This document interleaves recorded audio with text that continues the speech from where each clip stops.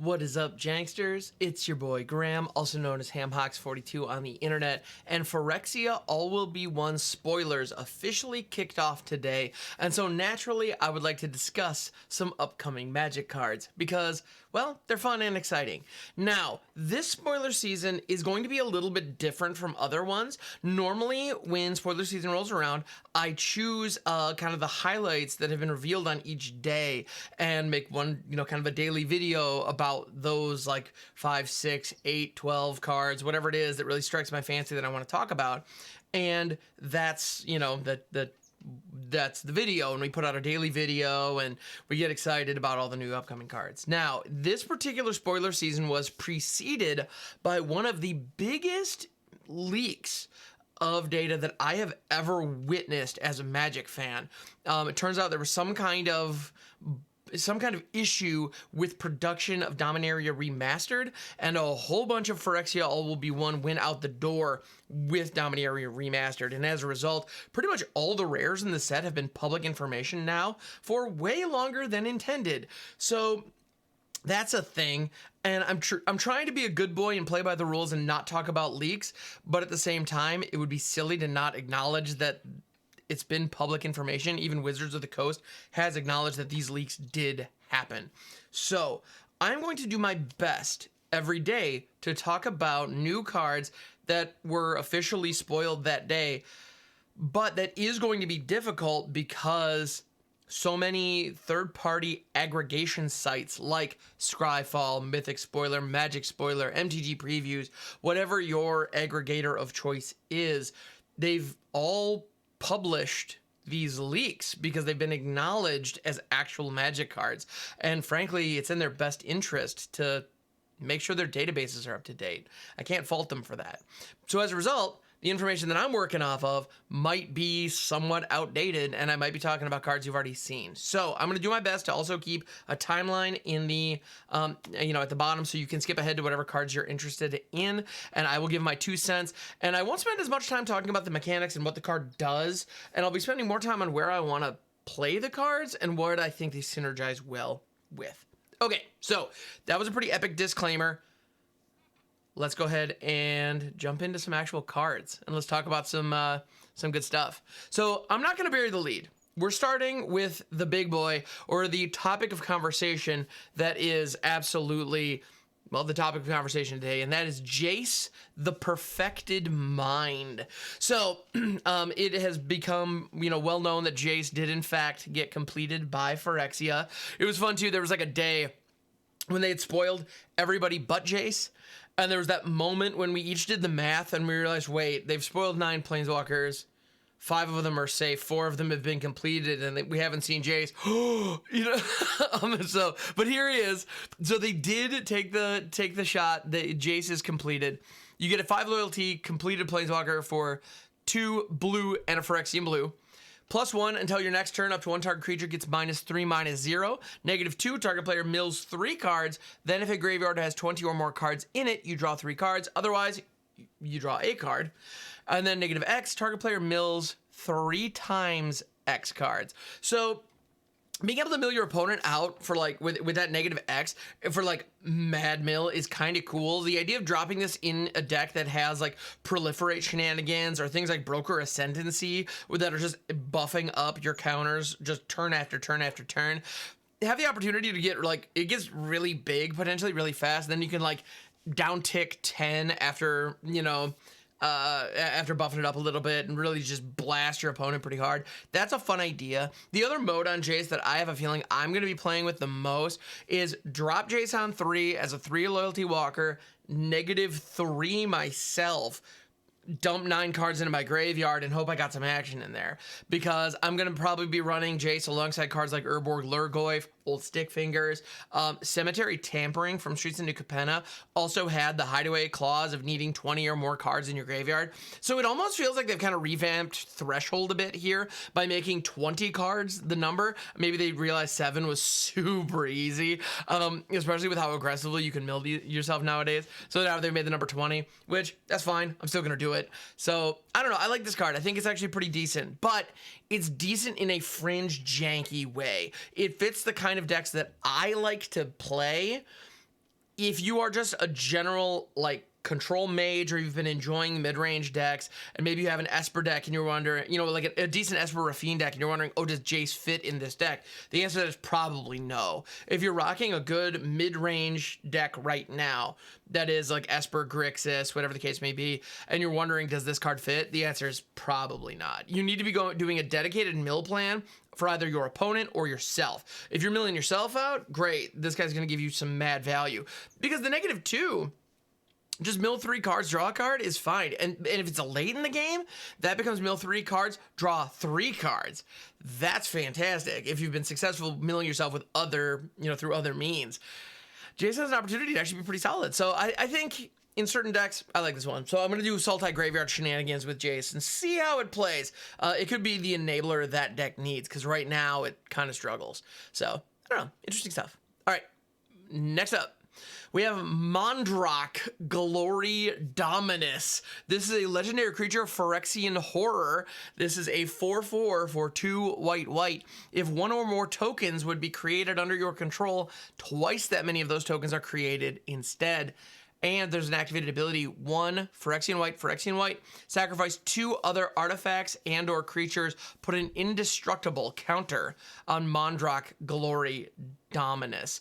Now you'll notice that this card is classified as, it's typed as a Phyrexian Horror. During the spoiler stream this morning, Wizards of the Coast did refer to Mondrak as a god. They actually referred to, like, this creature is a god on Phyrexia. So this is what a Phyrexian god looks like. And they also made a passing comment about being tasked with making 5 of these. So presumably we will see a Phyrexian god in each color. Now it's interesting, most gods throughout Magic's history, they shuffle themselves back into your library, like third from the top upon death. They give themselves indestructible. Like, they're very difficult to remove, or they recur themselves. That's usually kind of their thing. Well, because gods, as we understand it, like, if I had to give a definition of what a god is, I would say an immortal being. So on Magic, you know, Magic cards, usually immortality is depicted through indestructibility, these abilities to like recur themselves. And so on Phyrexia, apparently, you need to pay homage and you need to offer tribute to get your god to become indestructible. So that's interesting. You know, you get the indestructibility counter, and in this case, you need to pay 3 or 1 and any combination of, you know, well, it's Phyrexian mana. So it could be like 1 and 4 life, 2 and 2 life, but you would also have to sacrifice 2 artifacts and creatures. So if you have a deck that's producing tokens that have cool death triggers on them, this thing's rad, because it's giving you the, oh, and I didn't even, like, the static ability. This is just, I mean, in a deck that is heavy white, where 2 pips versus 1 pip makes a minimal difference, this card is a strictly better Anointed Procession on a creature. Now, Anointed Procession being an enchantment makes it a little harder to remove theoretically, so there's that. But I mean, this, it's an additional copy of Anointed Procession in a lot of decks. That's really good. Like, that alone, that static is worth the price of admission right there. Doubling up all your token generation. And that's the kind of effect, the moment Wizards puts it on a mythic rare, I would be shocked if within a couple of weeks after Phyrexia being printed and being out in the world, unless print volumes are through the absolute roof and everybody and their mother buys it, this is going to be a $20 card easy, because it has that line on it. Look at cards like Anointed Procession and Parallel Lives that have massive value in Commander. This is absolutely that. So in a situation where you're producing a lot of tokens, this is fantastic. Sacrificing creatures is not going to be very difficult if you have recursive outlets. You know, I wonder if like a Mardu Oni Cult Anvil situation might actually work, because the Oni Cult Anvil, you like you tap, sacrifice an artifact, you can sack Mistress Foundries or whatever the case may be, and you would get this little 1/1 construct. Well, if you have Mondrak down, all of a sudden you're getting 2 of those constructs.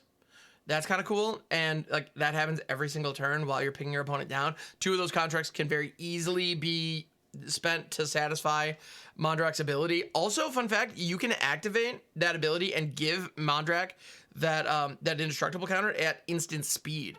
So what you can do is you can wait until your opponent's end step, if you have resources up, pay the 3, sack the things, and then even if they respond by trying to kill Mondrak before the indestructible counter, resolves, you can activate it again, assuming you have the resources, and put the indestructible counter on top of the stack before their kill spell goes off. So like this card protects itself in a very cool way. And again, like the fail case is a 4/4 for 4 with an anointed procession tagged on. I think this card's actually just legit, just good. Also, it's any tokens.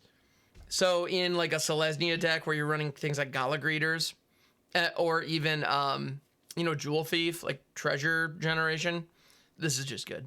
All right, next up, Geth, Thane of Contract. This is a 3/4 Phyrexian zombie for 1 black.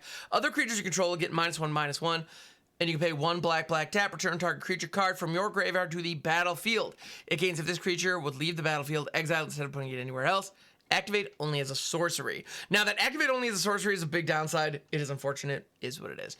But I think this card's actually just good. At the end of the day, I feel like being able to reanimate something quickly is a big deal. Like most reanimate spells cost 5. That is not an accident, because ramping into reanimation on 5 so you can get it like on turn 4 is kind of like the dream, right? Ramping so you can start reanimating stuff by turn 4 is difficult because you need to spend your early turns also getting the stuff into your graveyard. And so by the time you have 5 mana available, already having your graveyard loaded and it being earlier than turn 5 is a tall order. Thank you, Fable and the Mirror Breaker. You're the best, because that card just does both. We all knew that card was the best, though. It's seeing massive play rates everywhere. But in any event, Geth, Thane of Contracts is a reanimation ability that can trigger on turn 4, even if you get mana screwed. Like, you don't need to ramp up to 5 mana for this. You just need to have Geth online and 3 mana available. That's it. If you're in like a green deck, I mean, if you're in a format where you have, turn 1 dorks, actually, come to think of it, even in standard, we have Goldhound. Goldhound is a 1 mana dork. It's easy to forget about because it's, it's a treasure in red and it's only 1-time use. But imagine this curve. You have Goldhound on 1. On turn 2, you play a black source. You sacrifice Goldhound for black. You play Geth. That's turn 2. Geth is live. Turn 3, all of a sudden, I mean, you need to somehow get stuff to your graveyard. That's the downside, right? You need to have a way to discard, but like by turn 3, you have access to that ability. Granted, you could go grab your Goldhound right away, although unfortunately, it would die because of Geth's passive. So never mind. I guess that doesn't work the way I want it to. That line doesn't line up, and I have a feeling that was intentional. I don't know. There's got to be a way. But yeah, other creatures you control getting -1/-1 is a massive drawback. And to be honest, that massive drawback, I think, is going to be what keeps Geth down, unfortunately. But I love the idea of this card. Also, if there's a way that you can give Geth haste, he then becomes a 6 mana reanimate spell. And when you're grabbing huge monsters like Titans of Industry and whatnot out of your graveyard, then, if you're grabbing a Titan of Industry or a Toxtrol, them coming in as a 6/6 rather than a 7/7 is not that big a deal. Like, you can live with that. The other abilities are really where the value is anyway. So, I don't know. I think the card's cool. I'm probably going to try to use it, but I have a feeling I'm going to be disappointed the vast majority of the time. Because I've tried to play Doomed Necromancer enough times in various formats, even like goofy, janky like commander formats, and it rarely works. Priest of Felrites is about as good as it gets, and Geth isn't quite as good as Priest of Felrites, I'm afraid.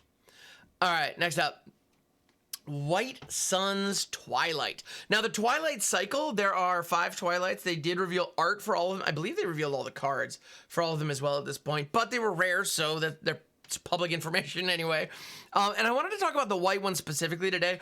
All of them have X in their mana cost, and most of them are sorceries, except the black one is an instant for some reason, because the general consensus seems to be these days just make black a little bit better than everything else. As somebody who does identify as a black mage, I'm not mad at that, but at the same time, as somebody who enjoys a diverse standard game, I'm not loving it. But anyway, that's a whole other topic for a whole other day. White Sun Zenith, sorcery, X, white. You gain X life. Create X 1/1 colorless Phyrexian Might artifact creature tokens with Toxic 1, and this creature can't block. If X is 5 or more, destroy all other creatures. I think this card rips. Now, in a late game situation where you just need to get back into the game, being able to gain 4 life, 5 life, and just hang on, although 5 is where the magic happens. But if you're able to just gain like 2-3 life and just kind of hang on, maybe, and those mites might be able to get you back into the game if you're just getting out aggroed like crazy. Like, that's fine, but it really doesn't feel good. Where you want to rock this is at that 7 mana X equals 5 mode, because then what you get a board wipe for 7 mana. All other creatures are destroyed, so all your creatures, all your opponent's creatures, you gain 5 life, wipe the entire board, except you now have 5 mites, and each of those mites has Toxic 1. Now, Toxic is a new mechanic that they're introducing in this set, which is actually very similar to a couple of old mechanics. If I'm not mistaken, there was a mechanic called Poisonous, which was a fixed version of a mechanic called Infect. They all were like slightly different than one another, and Toxic then adds another layer to that. The way that Toxic works, in the past, poison has been tied to the amount of damage that a creature dealt. Like if a creature had Infect, if it was a 3-power creature and it hit you, it dealt 3. You got 3 poison counters, I believe, instead of getting damage at all. Now with Toxic, if it's a 3-power creature hitting you, but it has Toxic 1, you get dealt 3 damage and you get 1 poison counter. And that happens instantaneously, by the way. It's not a triggered ability. So it occurs just like Lifelink, how it happens just immediately upon hit. So be aware of that. That's a big deal. But as a result, it doesn't matter how big the creature is. You can buff a creature with Infect and it will apply more poison counters. You can buff a creature with Toxic, it doesn't matter. It just deals more damage then. You know, you could have a 10-10, but if it has Toxic 1, they're only getting 1 poison counter when it hits. And by the way, with Trample, but like that's the other thing too. If you have like a 5/5 with Trample, for example, and it had Toxic like 5, if they block with a 4/4 and only 1 damage actually tramples through and touches the player, that 1 damage bestows all 5 poison counters. So things get weird and interesting with Toxic, and it's kind of cool. But in this case, getting back to White Sun's Twilight and what makes this so cool, if you rip it for 7 mana, you get 5 Toxic 1 creatures. Now they can't block, so you're not really, I mean, hopefully you've stabilized the board by blowing it all up, but you're creating this swarm. You know, you're trying to swarm the opponent. Now, also, this does combine perfectly with Mondrak, the god we were looking at earlier, because if you have Mondrak down with an indestructible counter, then all of a sudden you hit White Sun's Twilight for 5, wipe the entire board. Mondrak survives because of the indestructible counter, and then you get 10 Infect 1 Might tokens. If your opponent doesn't have a way to wipe the board, or if they don't have a way to produce blockers, they're just dead on the crackback next turn, no matter what their life total is, because that's 10 poison counters represented on all those little tokens. Like, that's pretty rad, and I like that. I like that a lot. So I have a feeling there is a token variant of, like, there's a mono white control list running around right now, and it got a lot of tools in this set and a lot of ways to play. So I wouldn't be surprised if we actually see like 2 or 3 variants of that deck emerge after this. So I don't know. I like this card. I like White Sun's Twilight quite a bit. All right, next up, Venerated Rotpriest. Holy cow. Wizards is willing to print good green 1-drops into standard.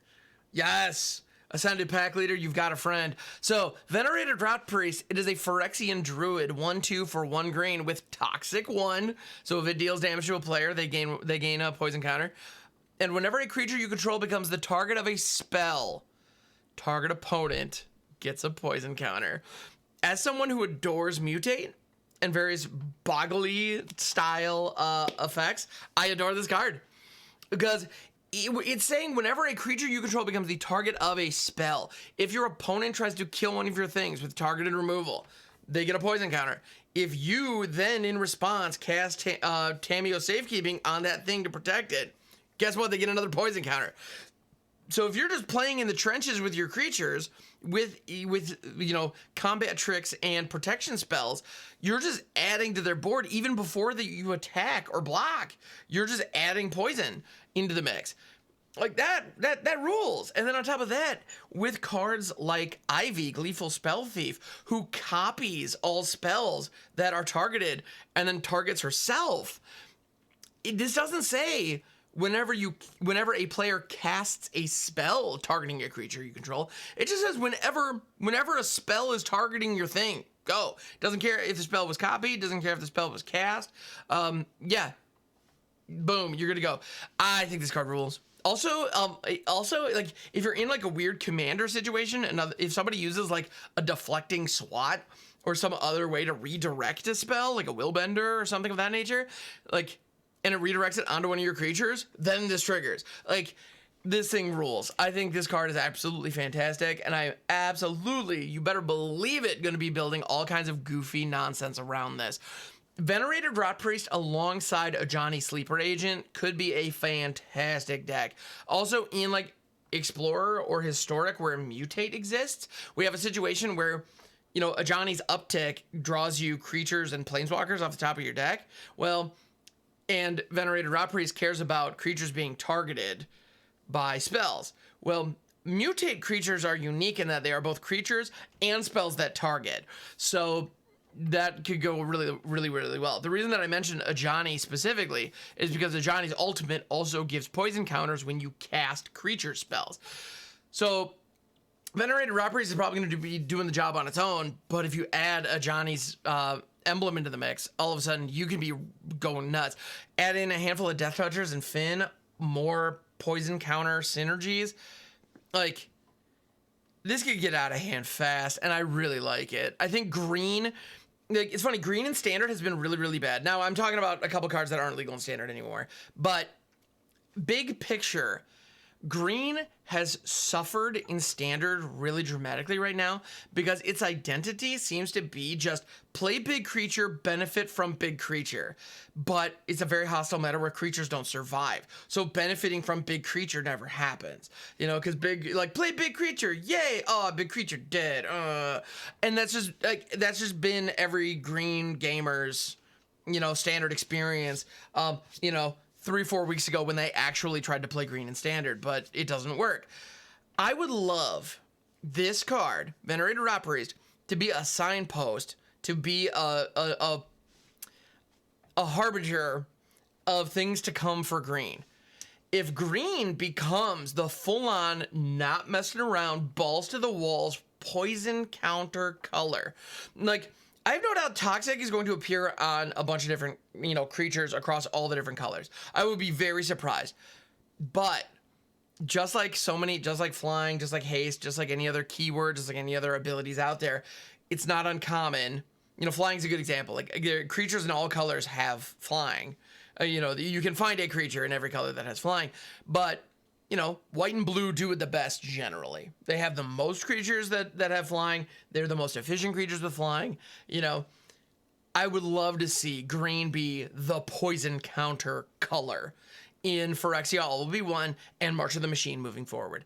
I think that is an identity, a mechanical identity that color could really, you know, sink their teeth into.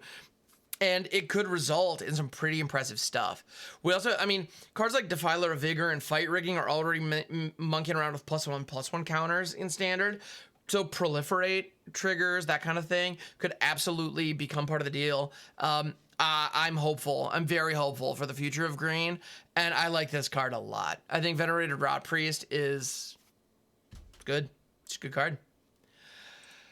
Next up. Speaking of green, we have Glissa Sunslayer. This is a Phyrexian zombie elf 3/3 for 1 green black. First strike and death touch, because it's Glissa, baby.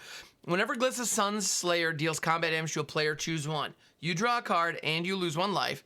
Destroy target enchantment or remove up to 3 counters from target permanent. I really enjoy cards that say when they deal damage to a player, do a thing. Like, that Saboteur style effect is something that I think is really neat.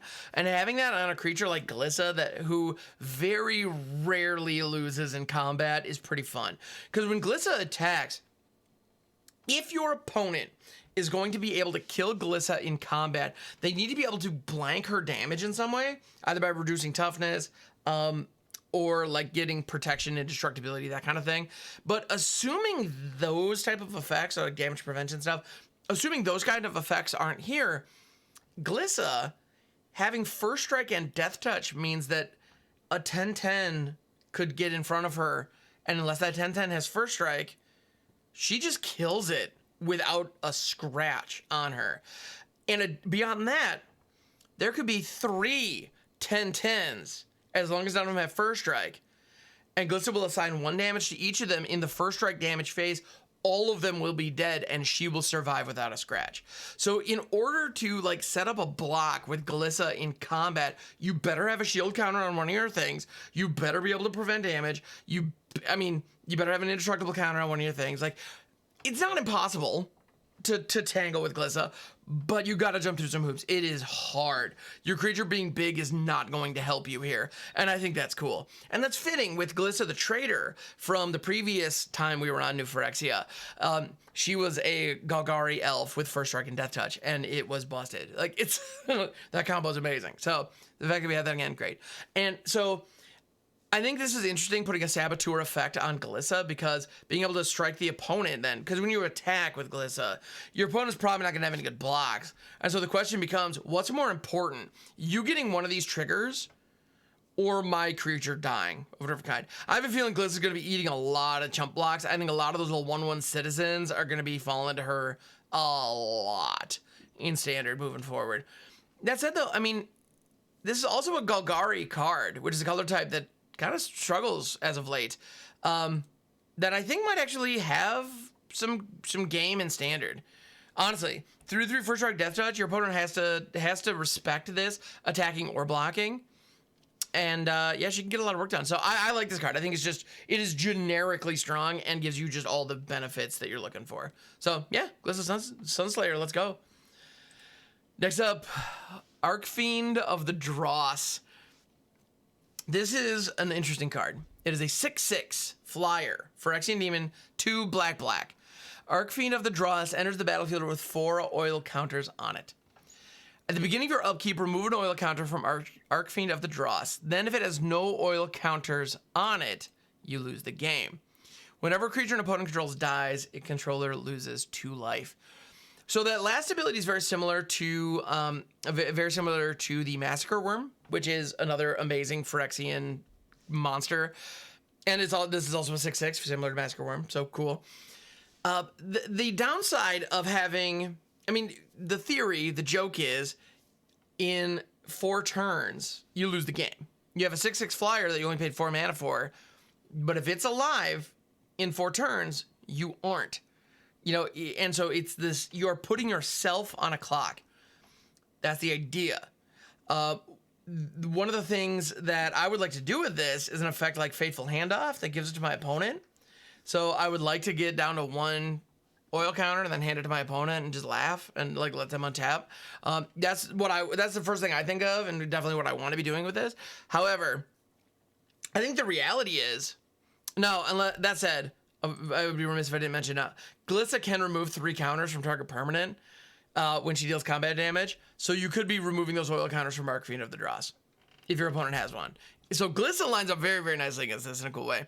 But the other reality of the situation is we're adding Proliferate into Standard. And oil counters are a new type of counter that will be appearing on a lot of cards.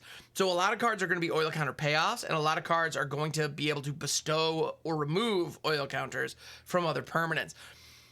I don't think this thing is ever going to remove that last oil counter. You're never going to do it. This is like, in most decks that can support this, it's just a straight up 6/6 for 4, and you get an additional shocks to your opponent's face every time you successfully kill one of their creatures.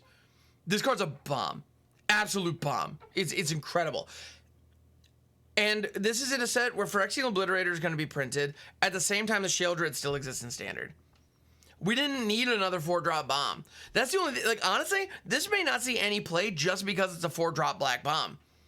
We already have plenty of them. So a lot of people probably, and this has potentially a downside if you're not doing anything else with the oil counters. Whereas Sheoldred, if she sticks around for 4 turns, you're doing the thing. The other thing you could do is you can put Archfiend of the Dross in, even if you're not doing anything with oil counters or proliferate or any of that jazz, you could put it in the same deck with cards that have casualty, like Obnixilis, because once you're down to like the, 2 oil counters or 1 oil counter, take one last swing. If the Archfiend survives, your opponent might think, haha, you're getting close to having to sacrifice your Archfiend. You just casualty it away to like, Obnixilis is like one big example, but even something as inconsequential as a little chat or a make disappear, like, it still sacrifices the Archfiend of the Dross, and as a result, it never triggers the you lose the game effect. So I think this card's gonna be shockingly easy to play around. Also, blink effects reset the number of oil counters on it. Like, this thing, it has a downside, but not really. That downside is so easy to play around. This thing's Black got a straight up 6/6 flyer for 4. With upside, actually, that last ability with the Massacre Worm upside. This is incredible. Note, if you're playing in Historic and your opponent plays Solemnity, don't play this. You're probably gonna die if you do that. But anyway, it's great. Card's great. Next up, speaking of great cards, speaking of mono black great cards, because that's what we needed, Sheoldred's Edict. This is an instant for 1 and a black. Whenever the word Edict shows up, I am paying attention. Cards like Chainer's Edict, back in the day, like, just, I don't know, I'll never forget them. Because my creature has protection from black. And my opponent's like, yeah, I don't care. It's still dead. It's like, but. Anyway, Sheoldred's Edict. This is an instant for 1 and a black. Choose one. Each opponent sacrifices a non-token creature. Or, each opponent sacrifices a creature token. Or, each opponent sacrifices a planeswalker.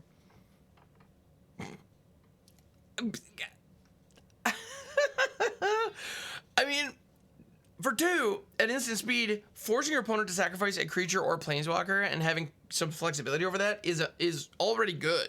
It's already really good, actually. Because a creature having hexproof, creature having protection, doesn't matter. Hell, there's a Kaya in this set. There's a 7-drop Kaya planeswalker. And one of the big benefits, by the way, another little aside, I'm not going to be talking about, I don't believe I'm going to be talking about any of the planeswalkers here today, actually, because I'm going to be doing a lot of individual, like, features on those on my podcast, Overthinking MTG. So I'm going to be spending a lot of time with the planeswalkers because I have a lot of thoughts on those. But, except Jace, obviously, because he's the big news today. But regardless, like but the 7-drop Kaya from the set, one of the big selling points with her, all of her abilities are very powerful, but she has hexproof. She's a planeswalker who just straight up has hexproof. So, like, if you're sitting on a Hero's Downfall, haha, too bad. You're nice Fateful Absence, bro. What you gonna do? Sheoldred's Edict straight up doesn't care because you're targeting the player. So for 2, it's like, yeah, nice 7-drop planeswalker, sacrificer. Like, this is savage, and this is in the same standard as Liliana of the Veil and Invoke Despair. So, like, protecting your stuff has never been harder because you're just sacrificing it constantly. Like, you're just always sacrificing your stuff. It's a real bummer. I'm not gonna lie, and it's gonna continue. This card is a house. This card is straight up amazing. Like, straight up amazing, and it's an uncommon. You're gonna see it absolutely everywhere. Absolutely everywhere. And also, the fact that there are 3 modes, the fact that you get to choose creature token or non-token creature is amazing. Because if you're looking at a board and your opponent has, let's say the board is relatively simple. Your opponent has Reflection of Kiki-Jiki, the Goblin token that the Reflection of Kiki-Jiki creates, and a Sheoldred down.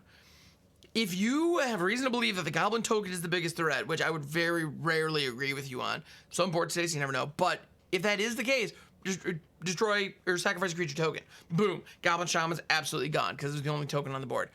You're probably going to want to do that more if your opponent is using, like, making tokens off of the Reflection of Kiki-Jiki, or doing, like, weird Retadribic stuff, where they're, like, or there are a couple cards that, like, exile cards from your graveyard and create token copies of them. Like, if you're doing that kind of stuff, then the creature token sacrifice makes a lot more sense. But if we're looking at that board where we have Goblin Shaman, Kiki-Jiki, and Sheoldred, you can pay 2 and say, sacrifice a non-token creature.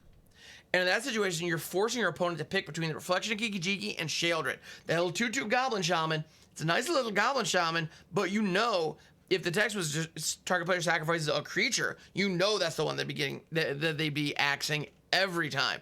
But you are restricting that option. That's pretty cool. So I like that. I think this is a neat idea. Yeah. Yeah, Sheoldred is a powerful card. Just powerful. It's a house. Next up. Oh, I'd be remiss if I did not mention it. They did confirm today that the fast lands from, I believe, Mirrored and Besieged, the allied fast lands, will be in Phyrexia. All will be one. So the one that I pulled up here, Dark Slick Shores, is a land. It enters tapped unless you control 2 or fewer other lands. So if this is your land drop 1, 2, or 3, it is an untapped duel that in this case produces blue or black. There are all the different allied color combinations have a version of this. So that's just great. It does the thing that you need, right? It's early mana fixing. With all the great 3-color decks running around right now, this is awesome. And I think this is going to these are going to replace some of the slots that the Pain lands have in some of the mid-range decks, like kind of immediately, because with the slow lands out there already, I think the main benefit of the Pain lands is being able to get your colors on time on 1 and 2. And, well, these lands do it and they don't hurt you in the process. So they're great. They're just great. This is one of those, if you're playing on MTG Arena, by the way, these lands are straight up eat your vegetables, just craft them. They're great. You're gonna need them. It is what it is. These should probably be like when you crack however many packs you're going to crack at the beginning, or when you're drafting, whatever you do to build out your collection, when it comes time to actually start crafting your rares, I would highly recommend a playset of these in at least whatever colors you like to play. I'm going to get them all, but I'm a content creator. It's its own thing. But these, I highly recommend prioritizing these when you're crafting Phyrexia, because they're great duels. All right, and then finally, the last one that I want to talk about today, we do have a reprint.